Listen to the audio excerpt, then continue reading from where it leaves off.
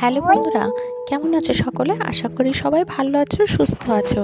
রাজওয়ানিমা পরিবারের আরো একটা নতুন ভিডিওতে সকলকে স্বাগত জানাই। বন্ধুরা, তোমাদের সঙ্গে বকবক করলেও মনটা একদম ভালো নেই। এখানে দেখো না, একটা ছোট্ট ছাগলের বাচ্চা।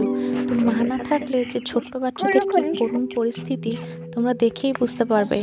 তো খাওয়ার জন্য ছোট্ট বাচ্চাটা ছটপট ছটপট করছে। তো কিচ্ছু করার নেই, গ্লুকন-ডির জল করে দিয়েছে। তো সেটাই দেখো না, একদম নাকটা ডাবিয়ে খাচ্ছে। মানে ওর কতটা খিদে পেয়েছে, কতটা খিদে পেলে একদম একটুখানি বাচ্চা নাক ডাবিয়ে খাচ্ছে। তোমরা দেখেই বুঝতে পারছো কতটা ক্ষুধার্ত।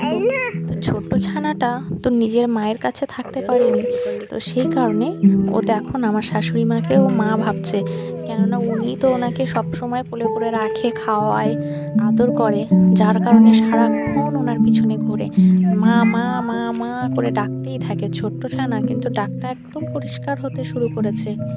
কতটা দেখো না, সেই জল ছিল গ্লুকন-ডির জল, সেই জলটা পুরোটাই প্রায় শেষ করে ফেলেছে খিদের জ্বালায়। প্রতিটি প্রাণী ছোট্ট বাচ্চা যখন থাকে, তো তখন তারা মায়ের ভালোবাসা উষ্ণতা পেতে চায়। তাই সে মানুষের বাচ্চাই হোক বা অন্য যে কোনো প্রাণীর বাচ্চা, প্রত্যেকেই মায়া মমতা ভালোবাসা এগুলো খুব ভালো করে বুঝতে শেখে।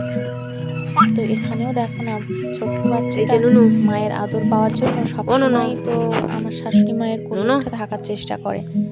গলা ধরো না, ওর গলা ধরো না, ওর লাগবে, ব্যথা করবে। কোল থেকে নামিয়ে দিলেই প্রচন্ড রকমের ডাকতে কাঁদু শুরু কাঁদু করে করবে দেয়। কিন্তু তো এতটাই খারাপ লাগে যে নাকে তখন জল ঢুকে গেছে, দেখেছো? রাখি সকলে মিলে। বাড়ির প্রতিটা সদস্য মায়ায় পড়ে গেছে। জল ঢুকে গেছে, ফিট ফিট করছে। তোমার নোজে জল ঢুকিয়ে দিই।